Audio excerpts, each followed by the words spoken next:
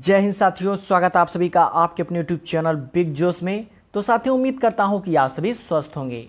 तो साथियों, आज के इस वीडियो लेक्चर में हम डिस्कस करने वाले हैं यूपी टीपीएससी द्वारा आयोजित कृषि भर्ती परीक्षा एजीटीए 2013 के प्रीवियस ईयर क्वेश्चंस के बारे में। तो साथियों, इस वीडियो में उन सभी प्रश्नों के बारे में डिस्कस किया गया है जो एजीटीए 2013 में पूछे गए थे। तो सभी प्रश्नों को ध्यान से देखिएगा और वीडियो पसंद आए तो लाइक जरूर कीजिएगा। चैनल को अभी तक सब्सक्राइब नहीं किया तो चैनल को सब्सक्राइब जरूर कर लीजिएगा। तो आइए देखते हैं। जैसे हमारा पहला प्रश्न है, पूषा केसर किसकी किस्म है? काफ़ी इंपॉर्टेंट क्वेश्चन, पहला ही क्वेश्चन बन जाता है। ऑप्शन ए है मूली, सलजम, चुकंदर, गाजर। तो इसमें हमारा राइट आंसर ऑप्शन डी हो जाएगा। पूषा केसर जो है कि गाजर की किस्म है। आपकी बेहतर जानकारी बता दें, इसकी सोइंग जो है कि अगस्त से अक्टूबर तक बोया जाता है। कब से? अगस्त से अक्टूबर तक इसकी सोइंग की जाती है। अगर बात करें यह कितने दिनों की है, तो यह 90 से लेकर 110 दिनों में तैयार हो जाती है। तो काफ़ी इंपॉर्टेंट ये क्रॉप हमारी हो जाती है, तो इसको आप याद रखिएगा। नेक्स्ट क्वेश्चन है, पूसा मैजेस्टी एक उन्नत प्रजाति है। देखिए, ये भी इंपॉर्टेंट क्वेश्चन बन जाता है। तो देखिए, आपके सिलेबस के अकॉर्डिंग यदि एग्रोनॉमी से या फिर हॉर्टिकल्चर से क्वेश्चन पूछता है तो सबसे अधिक वैरायटी को पूछता है कि कौन सी किसकी उन्नत प्रजाति है। तो जो भी वैरायटियां हम आप लोग को बता रहे हैं उसको अच्छे से लर्न कर लीजिएगा, क्योंकि आपको एग्जाम में यही देखने को मिल सकती हैं। तो ऑप्शन ए है मैंगो, नाशपाती, पपीता, केला। तो इसमें हमारा राइट आंसर ऑप्शन सी हो जाएगा। पूसा मैजेस्टी एक जो है कि पपीता की उन्नत किस्म है। नेक्स्ट क्वेश्चन है, भिंडी की YVMB अवरोधी प्रजाति है। ये भी इंपॉर्टेंट क्वेश्चन बन जाता है। ऑप्शन ए है पूसा सावनी, पूसा मखमली, अरका अनामिका या फिर इनमें से कोई नहीं। तो इसमें राइट आंसर ऑप्शन सी हो जाएगा कि भिंडी की YVMB जो अवरोधी प्रजाति है वो हमारा अरका अनामिका है। तो इसको आप याद रखिएगा, ये भी इंपॉर्टेंट क्वेश्चन बन जाता है। नेक्स्ट क्वेश्चन है, निम्नलिखित में से पेक्टिन का सर्वोत्तम स्रोत है, कौन सा है? ऑप्शन ए है पपीता, आम, आंवला, अमरूद। तो अमरूद में जो है कि पेक्टिन पदार्थ की मात्रा ज़्यादा पाई जाती है। तो इसलिए हमारा राइट आंसर ऑप्शन डी हो जाएगा। आपकी बेहतर जानने के लिए बता दें कि अमरूद में पेक्टिन की मात्रा ज़्यादा पाई जाती है, जिससे यह जेली बनाने के लिए आवश्यक हो जाता है। क्या बनाने के लिए? जेली बनाने के लिए आवश्यक हो जाता है।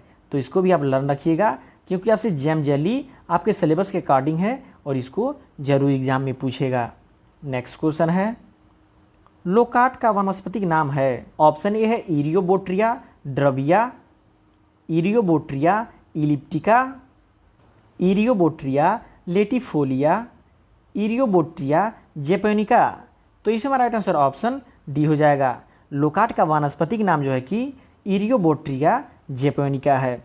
काफ़ी इंपॉर्टेंट ये भी बन जाता है। नेक्स्ट क्वेश्चन है, निम्नलिखित में कौन गंधयुक्त एमिनो एसिड है? पायरोसिन, सिस्टीन, ल्यूसीन, हिस्टिडीन। तो इसमें हमारा राइट आंसर ऑप्शन बी हो जाएगा, सिस्टीन। सिस्टीन गंधयुक्त एमिनो एसिड है, इसको याद रखिएगा। नेक्स्ट क्वेश्चन है, मृदा गठन का अनुमान लगाने हेतु कणों का व्यास लेते हैं, कितना लेते हैं? 2 mm से अधिक, 2 mm से 0.2 mm तक, 2 mm से कम, 2.5 mm से अधिक। तो इसमें राइट आंसर ऑप्शन सी हो जाएगा। मृदा गठन का अनुमान लगाने हेतु कणों के व्यास का आकार जो लेते हैं हम 2 mm से कम लेते हैं, इसको याद रखिएगा। देखिए, एक इंपॉर्टेंट क्वेश्चन है जो आपको सैंड सिल्ट क्ले से पूछ देता है, और अक्सर क्ले का साइज पूछता है कि क्ले का साइज कितना होता है। तो क्ले का साइज जो है कि हमारा होता है 0.002 से कम। इसको आप याद रखिएगा, ये मोस्ट इंपॉर्टेंट क्वेश्चन है। लगभग परीक्षाओं में पूछा जाता है कि क्ले पार्टिकल का साइज कितना होता है। तो क्ले पार्टिकल का साइज जो होता है 0.002 से कम होता है। नेक्स्ट क्वेश्चन है, सेलुलोज का अधिकतम अपघटन होता है, कब होता है? मध्य तापरागीय तापक्रम, निम्न तापप्रिय तापक्रम, उष्ण स्नेही तापक्रम, या फिर उपरोक्त में से कोई नहीं। तो इसमें राइट आंसर ऑप्शन ए हो जाएगा। सेलुलोज का अधिकतम अपघटन जो है कि मध्य तापरागीय तापक्रम, जो कि 20 से 30 डिग्री सेंटीग्रेड, कितना 20 से 30 डिग्री सेंटीग्रेड जीवाणु द्वारा सेलुलोज का अपघटन अधिकतम होता है। तो देखिए टेम्परेचर को भी आप याद रखिएगा कि 20 से 30 डिग्री सेंटीग्रेड। नेक्स्ट क्वेश्चन है, निम्न में से पूरा ह्यूमस किसे कहते हैं? काफ़ी इंपॉर्टेंट क्वेश्चन बन जाता है। ऑप्शन ए है मृदा में अंतर्निहित ह्यूमस, सतही मृदा पर का ह्यूमस, कंपोस्ट के गड्ढे का ह्यूमस, केचुए के साथ का ह्यूमस। तो इसमें राइट आंसर ऑप्शन डी हो जाएगा कि पूरा ह्यूमस जो है कि केचुए के साथ का ह्यूमस जो है कि पूरा ह्यूमस कहलाता है। इसको आप याद रखिएगा। नेक्स्ट क्वेश्चन है, सामान्य मृदा पीएच परिसर में जिसमें पादप पोषक सुलभता एवं सूक्ष्म जीव क्रियाशीलता अधिकतम होती है वह कौन सा पीएच है? 6.5 से 8.5, 7.5 से 8.5, 8.5 से 9.5, 6.5 से 7.5। तो इसमें राइट आंसर ऑप्शन डी हो जाएगा कि 6.5 से 7.5 पीएच परिसर जिसमें पादप पोषक सुलभता एवं सूक्ष्म जीव क्रियाशीलता अधिकतम होती है। तो इसको आप याद रखिएगा, सॉइल्स एंड पोर्शन का क्वेश्चन है जो कि इंपॉर्टेंट क्वेश्चन बन जाता है। नेक्स्ट क्वेश्चन है, बेडरॉक के ऊपरी असंपिंडित सामग्री को जाना जाता है। क्या जाना जाता है? मृदा, शोलम, रिगोलिथ, पेडॉन। तो इसमें राइट आंसर ऑप्शन बी हो जाएगा, रिगोलिथ। बेडरॉक के ऊपरी असंपिंडित सामग्री को जो है कि रिगोलिथ के नाम से जाना जाता है। वहीं आपकी बेहतर जानकारी बता दें कि मृदा के सबसे छोटी लघुत्तम रूप को जो है कि पेडान कहते हैं। क्या कहते हैं? पेडान कहते हैं। तो इसको भी आप याद रखिएगा कि मृदा की सबसे छोटी इकाई को क्या कहते हैं? पेडान कहते हैं। नेक्स्ट क्वेश्चन है, मृदा निर्माण के सक्रिय कारक हैं, कौन कौन से हैं? Climate and biosphere, parent material and climate, parent material and relief, parent material and biosphere. तो इसमें राइट आंसर ऑप्शन ए हो जाएगा, क्लाइमेट एंड बायोस्फीयर। मृदा निर्माण के सक्रिय कारक जो है कि क्लाइमेट एंड बायोस्फीयर हैं। ये इंपॉर्टेंट क्वेश्चन है, हमने कई बार आपको प्रैक्टिस सेट में करवाए हैं। जो आप सभी लोग वीडियो मेरे देखते होंगे तो वो लोग इस क्वेश्चन को कर लिए होंगे कि मृदा निर्माण के सक्रिय कारक जो है कि क्लाइमेट एंड बायोस्फीयर होता है। नेक्स्ट क्वेश्चन है, उर्वरक मिश्रण में आर्द्रता ग्राही को घटाने एवं भौतिक दशा सुधारने हेतु जो पदार्थ मिलाया जाता है उसे कहते हैं, उसे क्या कहते हैं? पूरक, उदासीन कारक, समुच्चय कारक, अनुकूलनकारी। तो इसमें राइट आंसर ऑप्शन डी हो जाएगा कि उर्वरक मिश्रण में आर्द्रता ग्राही को घटाने एवं भौतिक दशा सुधारने हेतु जो पदार्थ मिलाया जाता है उसे अनुकूलनकारी कहते हैं। याद रखिएगा। नेक्स्ट क्वेश्चन है, फसल के लिए मृदा में धीमी गति से सुलभ होने वाले पोटेशियम का स्रोत है, कौन सा स्रोत है?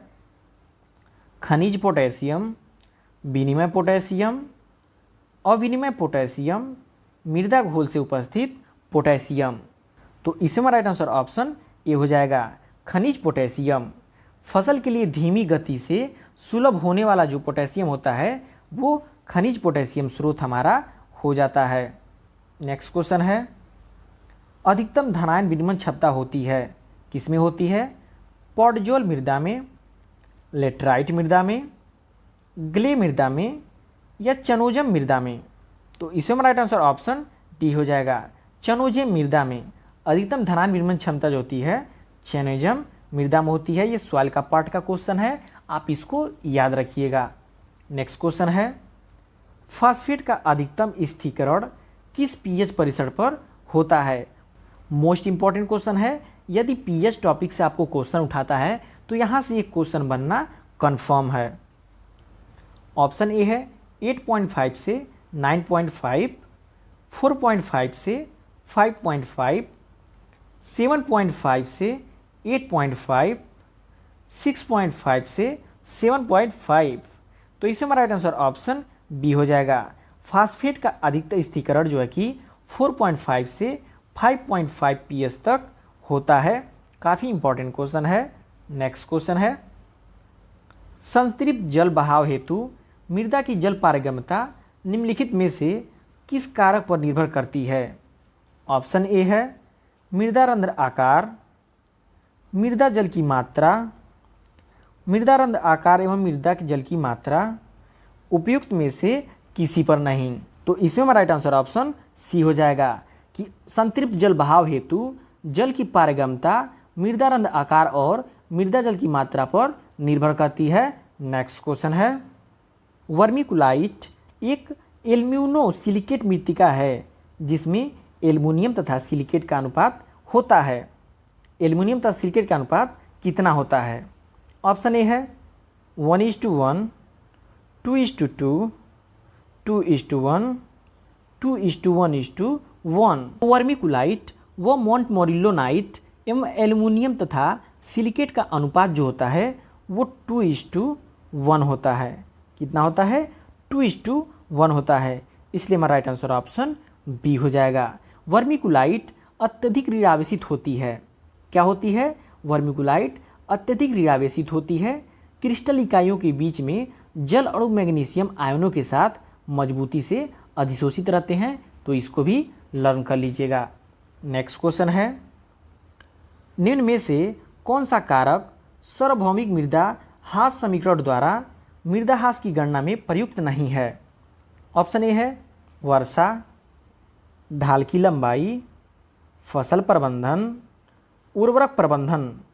तो सार्वभौमिक मृदा ह्रास समीकरण जो है कि मृदा द्वारा ह्रास की गणना में उर्वरक प्रबंधन, कौन सा? उर्वरक प्रबंधन प्रयुक्त नहीं होता है। इसलिए हमारा राइट आंसर ऑप्शन डी हो जाएगा। जबकि वर्षा की ढाल की बात करें तो वर्षा की ढाल, लंबाई, फसल प्रबंधन मृदा ह्रास समीकरण का मुख्य कारण है। तो इसको भी आप याद रखिएगा कि वर्षा, ढाल की लंबाई, फसल प्रबंधन ये जो है कि मृदा ह्रास समीकरण का मुख्य कारक है। नेक्स्ट क्वेश्चन है, आवश्यक खनिज तत्व जो कि जीव अणुओं में ऑक्सीकृत रूप में उपस्थित है क्या है? Sulphur, nitrogen, phosphorus, calcium. तो आवश्यक खनिज तत्व जो है कि सल्फर में ऑक्सीकृत रूप में स्थित है। इसलिए हमारा राइट आंसर ऑप्शन ए हो जाएगा कि आवश्यक खनिज तत्व जो कि सल्फर है वो ऑक्सीकृत रूप में स्थित है। काफ़ी इंपॉर्टेंट क्वेश्चन बन जाता है। नेक्स्ट क्वेश्चन है, चलायमान तत्वों की कमी का लक्षण सर्वप्रथम पौधे के किस हिस्से पर प्रदर्शित होता है? चलायमान तत्वों की कमी का लक्षण सर्वप्रथम पौधे के किस हिस्से में प्रदर्शित होता है? ये वेरी इंपॉर्टेंट क्वेश्चन है, आपसे जरूर पूछेगा। न्यूट्रिशन पार्ट से अगर क्वेश्चन पूछता है तो आपसे ये क्वेश्चन जरूर पूछेगा। ऑप्शन ए है नई पत्तियों में, पुरानी पत्तियों में, जड़ में, तनों में। तो इसमें राइट आंसर ऑप्शन बी हो जाएगा कि चलायमान तत्वों जैसे कि nitrogen, phosphorus, potash, zinc, magnesium इत्यादि की कमी के लक्षण जो है कि सर्वप्रथम पौधे की निचली तथा पुरानी पत्तियों में प्रदर्शित होती है। इसलिए हमारा राइट आंसर ऑप्शन बी हो जाएगा। वहीं अगर बात करें sulphur, fluorine, manganese, molybdenum, calcium, boron की कमी के लक्षण जो है कि पौधे के ऊपरी कलिका अथवा नई पत्तियों पर दिखाई पड़ते हैं। तो इन दोनों क्वेश्चन को याद रखिएगा कि ये जो है कि चलायमान तत्व जो है कि हैं इनकी कमी का लक्षण सर्वप्रथम पौधे की पुरानी पत्तियों पर दिखाई देते हैं, जबकि sulphur, fluorine, manganese, molybdenum, calcium, boron तत्वों की कमी जो है कि उसके लक्षण पौधों की ऊपरी कलिका अथवा नई पत्तियों पर सर्वप्रथम दिखाई देते हैं। नेक्स्ट क्वेश्चन है, नत्रजन स्थिरीकरण करने वाले जीवों में नत्रजन को स्थिर करने वाला किण्वक है, कौन सा है? Nitrogenase, nitrate reductase, nitrite reductase, GDH। तो इसमें राइट आंसर ऑप्शन ए हो जाएगा नाइट्रोजिनेज। नाइट्रोजन स्थिरीकरण करने वाले जीवों में नत्रजन स्थिरीकरण करने वाला किण्वक जो है कि नाइट्रोजिनेज है। नेक्स्ट क्वेश्चन है, पृष्ठीय मृदा की तुलना में अधो मृदा का कार्बन नाइट्रोजन अनुपात होता है। कितना होता है? ऑप्शन ए है सकरा, अधिक, बहुत अधिक, बराबर। तो इसमें हमारा राइट आंसर ऑप्शन बी हो जाएगा, अधिक। पृष्ठीय मृदा की तुलना में अधो मृदा का कार्बन नाइट्रोजन अनुपात जो कि अधिक होता है, इसलिए हमारा राइट आंसर ऑप्शन बी हो जाएगा। नेक्स्ट क्वेश्चन है, वृक्षों में एक्जेंथीमा नामक बीमारी किसकी कमी से होता है? ऑप्शन ए है मॉलिबेडनम, क्लोरीन, तांबा, लोहा। तो इसमें राइट आंसर ऑप्शन सी हो जाएगा कि कॉपर की कमी से जो है कि वृक्षों में इजेक्थीमा नामक बीमारी होता है। काफ़ी इंपॉर्टेंट क्वेश्चन बन जाता है। नेक्स्ट क्वेश्चन है, मक्के में ऊतक विश्लेषण हेतु लिया जाता है। कौन सा लिया जाता है? ऊपर से तीसरी पत्ती, नीचे से तीसरी पत्ती, ऊपर से तीसरी और चौथी पत्तियाँ, ऊपर से चौथी एवं पांचवी पत्तियाँ। तो इससे हमारा राइट आंसर ऑप्शन ए हो जाएगा। मक्के में ऊतक विश्लेषण हेतु जो है कि पौधे की ऊपर से तीसरी पत्तियाँ ली जाती हैं। ये काफ़ी इंपॉर्टेंट क्वेश्चन बन जाता है, जेनेटिक्स से रिलेटेड क्वेश्चन है। नेक्स्ट क्वेश्चन है, FIRB विधि विकसित की गई है बुआई के लिए। जो FRIB विधि विकसित की गई है वह किसकी बुआई के लिए विकसित की गई है? ऑप्शन ए है धान की, गेहूं की, दलहनों की, बाजरा की। तो ये जो हमारा FRIB विधि है, FRIB विधि है, वो गेहूं की बुआई के लिए विकसित किया गया है। किसके लिए? गेहूं की बुआई के लिए विकसित किया गया है। देखिए कभी कभी आपसे एग्जाम में पूछ देता है FIRB का फुल नेम क्या है? तो इसका फुल नेम होता है फॉरो इरिगेटेड रेस्ड बेड। तो काफ़ी ये इंपॉर्टेंट क्वेश्चन बन जाता है। नेक्स्ट क्वेश्चन है, भारतीय दलहन अनुसंधान संस्थान स्थित है। कहाँ पे स्थित है? कानपुर में, लखनऊ में, वाराणसी में, फैजाबाद में। तो Indian institute of pulse research जो है कि हमारा कानपुर में स्थित है। इंपॉर्टेंट क्वेश्चन बन जाता है। अगर बात करें कि लखनऊ में क्या स्थित है, तो लखनऊ में क्या स्थित है? IISR स्थित है। IISR क्या होता है? Indian institute of sugarcane research, जो कि कहाँ पे स्थित है? हमारा लखनऊ में स्थित है। इसको भी याद रखिएगा।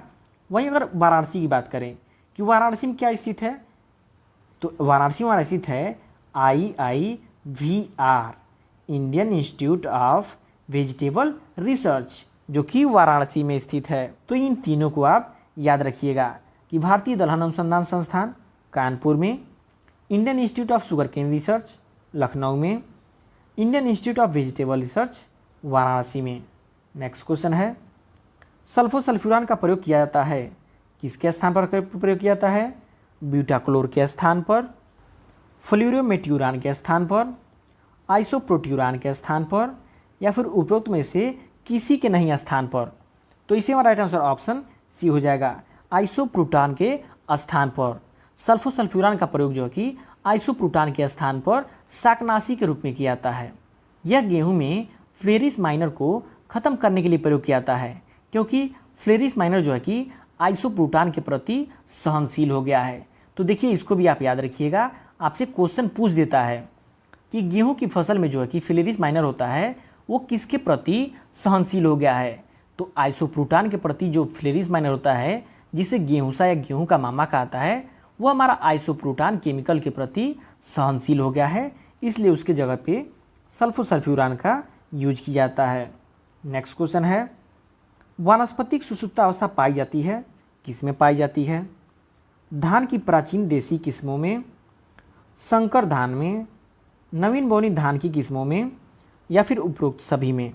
तो इसमें राइट आंसर ऑप्शन ए हो जाएगा, धान की प्राचीन देसी किस्मों में जो कि वानस्पतिक सुषुप्तावस्था पाई जाती है। तो देखिए यदि पैडी से आपसे क्वेश्चन पूछता है तो ये क्वेश्चन पूछने की 90% संभावना है, तो इसको अच्छे से लर्न रखिएगा। नेक्स्ट क्वेश्चन है, उत्तर प्रदेश में शुष्क जलवायु क्षेत्रों की संख्या है। काफ़ी इंपॉर्टेंट क्वेश्चन है, वेरी इंपॉर्टेंट क्वेश्चन है, जो आपकी परीक्षा में पूछे जाने की 100% संभावना है। ऑप्शन ए है 9, 11, 10, 13। तो उत्तर प्रदेश में शुष्क जलवायु क्षेत्रों की संख्या जो है हमारा 9 है। कितना? 9 है। अगर भारत की बात करें तो भारत को जो है कि 15 एग्रो क्लाइमेटिक जोन में बांटा गया है, तो इसको भी आप लर्न रखिएगा। अगर यूपी की बात आती है तो 9 शुष्क जलवायु क्षेत्रों में, अगर भारत की बात आती है तो 15 शुष्क जलवायु क्षेत्रों में बांटा गया है। तो साथियों, ये रहे आपकी यूपी ट्रिपल द्वारा आयोजित 2013 एजीटीए भर्ती के most important previous year question, जो कि आपके भी एग्जाम में आने की 100% संभावना है। तो साथियों, आप सभी लोगों ने देखे होंगे कि जितने हमने पिछले वीडियो में क्वेश्चंस कवर कराए हैं, उसमें से इस प्रैक्टिस सेट में भी बहुत सारे क्वेश्चन मिलते जुलते रहे हैं। तो जो भी लोग हमारे पिछले वीडियो को नहीं देखे हैं, लिंक नीचे डिस्क्रिप्शन बॉक्स में दिया हुआ है, वहाँ से जाकर आसानी से देख सकते हैं और सही प्रश्नों को लर्न कर सकते हैं।